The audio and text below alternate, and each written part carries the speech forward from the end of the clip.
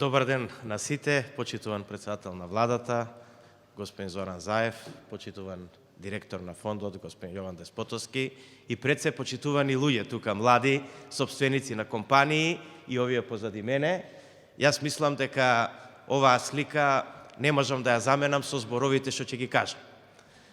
Кога пред 2,5 години оваа влада ја презема функцијата, една од првите работи што ги направивме е да направиме план за економски раст. Тој план за економски раст се темелеше на 3 столба.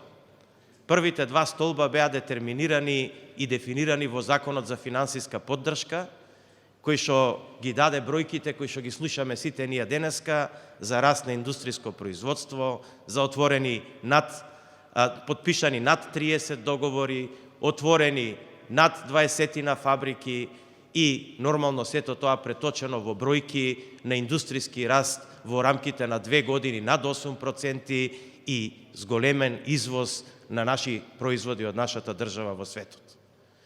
На крај економијата се мери со бројки и бројките се најдобар доказ за се и покрај сите пресконференции и покрај сите новинарски прилози, на крај бројките остануваат и тие се мерило на економските резултати. Но она за што денеска сакам да зборуваме третиот столб. Третиот столб беше точно фондот за иновативност, фондот кој што беше една институција креирана, заспана на маргините на економското живење во нашата држава, имплементирана со вкупно €1.000.000 до тогаш, незначителни, мали и без никакво влијание во општественото живење и во економското живење на нашата држава. Од тогаш рековме дека ќе направиме фонд, таков каков што државата заслужува, и тој фонд ќе биде столбот преку кој што ќе им помогнеме пред се на младите луѓе, пред се на малите, микро и средни компании, да тие застанат на свој нозе и да направат свој бизнис кој што ќе биде препознаен и кој што во иднина ќе расте. Немам намера да ги повторам сите бројки кои што директорот многу убаво ги кажа и многу елоквентно ги кажа, но ќе кажам само неколку.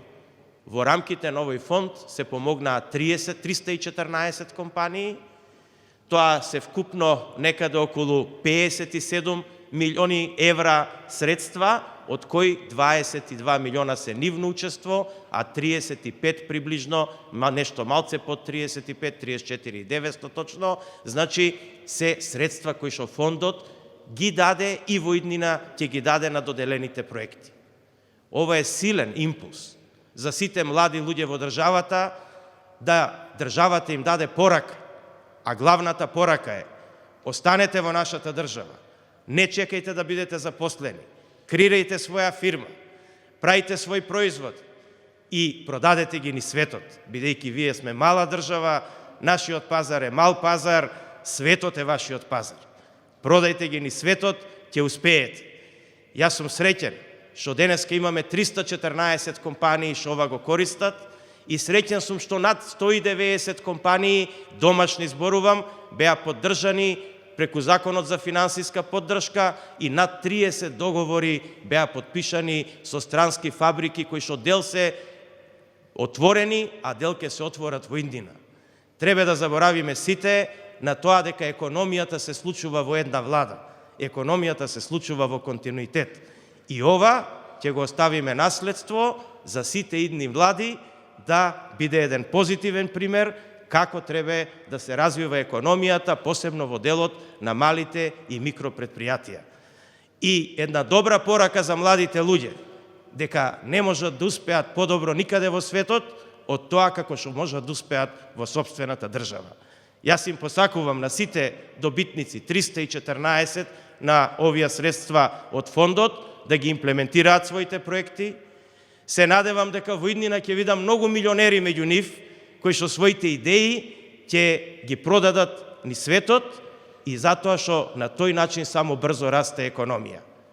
Среќни треба да бидеме да претежно нашите млади луѓе формираат компании дома, а точно тоа е и најголемата вредност на фондот, да ги мотивира да своите компании ги формираат и ги растат тука. Секој голем бизнис почнува од идеја. Идејата е се. Капиталот се наоѓа. Идејата е таа што ги води сите бизниси. Јас им посакувам на сите овие млади луѓе да имаат што повеќе идеи, државата што посилно да ги поддржува и им посакувам сите тие да успеат. А се надевам дека со нив во иднина ќе се работува. Ви благодарам на сите за вниманието.